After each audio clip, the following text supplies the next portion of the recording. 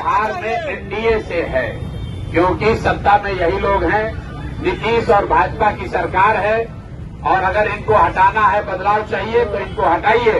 अब जनता को इतना ही तय करना है कि इनको हटा के वापस से राजद का जंगल राज लाना है, अपहरण रंगदारी वाला राज व्यवस्था बनाना है, या नई व्यवस्था बनानी है जिसका नाम जन सुराज है। तेजस्वी यादव भी आज मधेपुरा आ रहे हैं। भाई लोकतंत्र है, सबको सब जगह आने जाने का अधिकार है, सबको अपनी बात कहने का अधिकार है। लेकिन राजद जो है वो एक्सपायर दवा है, उसको 15 साल आप खा लिए, देख लिए, उससे आपका इलाज नहीं हुआ।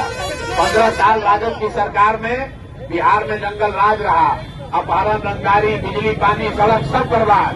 तो अगर आप फिर से उन पर भरोसा करके फिर से राजद को वोट दीजिएगा तो अपहरण रंगदारी के लिए तैयार रहिए। शेर बूढ़ा भी हो जाएगा तो मांस ही खाएगा, दूध नहीं पिएगा। तेजस्वी यादव भी घोषणा पे घोषणा कर रहे हैं, बड़ा पिटारा खोल दिया है। घोषणा पे घोषणा करना ही दिखाता है कि कितना घबराहट में है।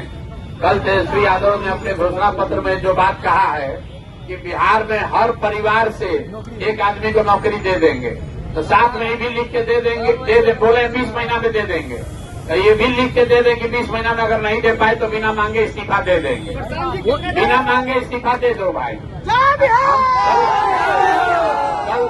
कल एक कहानी हमने सुनाया है बूढ़े शेर का।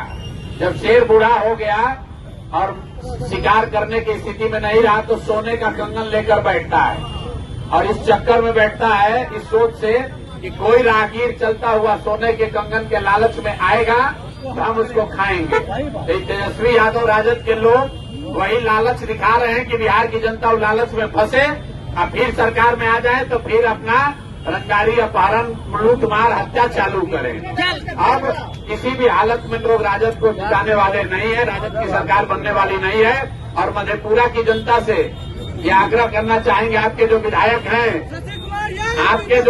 भैया, इन्हीं के विधायक के रहते हुए एक भी अगर यहाँ शिक्षा व्यवस्था सुधरी है तो बता दीजिए। शिक्षा मंत्री थे, यहाँ के पढ़े लिखे आदमी हैं, और आपके बच्चों का जब पेपर लीक हुआ, पटना में लाठी चला, इन साहब ने मुंह नहीं खोला। और रामायण पर बोलिएगा, तुलसीदास पर बोलिएगा, कालिदास पर बोलिएगा, हिंदू धर्म पर बोलिएगा, लेकिन यहाँ के बेरोजगारी पर नहीं बोलेंगे, मधेपुरा के विकास पर नहीं बोलेंगे। तो मेरे भाई, जन सुराज ने कोई बहुत बड़ा वादा नहीं किया है।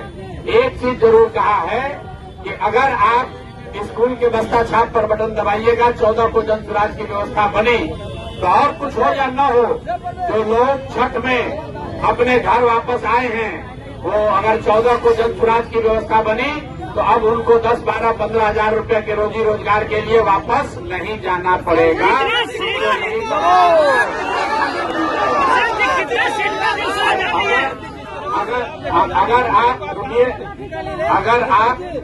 अगर आप फिर जाति धर्म के नाम पर वोट दीजिएगा तो छठ के बाद पीठ पर झोला बांध के दिल्ली, बॉम्बे, कलकत्ता, तमिलनाडु, गुजरात जाने के लिए तैयार रहिए। अब साल भर फिर मधेपुरा का, अपने गांव का, परिवार का मुंह देखने को नहीं मिलेगा।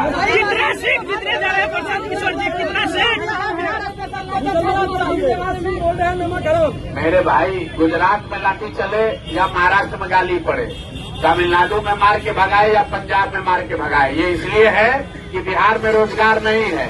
और बिहार में रोजगार नहीं तो अभी सरकार बन रही है। 20 वर्ष से जो नीतीश और भाजपा की सरकार है, आपको रोजगार नहीं मिला, आप गुजरात, तमिलनाडु जाके मजदूरी कर रहे हैं, तो फिर जाके वोट दोगे, फिर जाके वोट उसी को दोगे तो आपका कैसे सुधार होगा। इसलिए ये प्रशांत किशोर की, ये खाली प्रशांत किशोर की लड़ाई नहीं है, ये प्रशांत किशोर की लड़ाई नहीं है, ये आपकी लड़ाई है।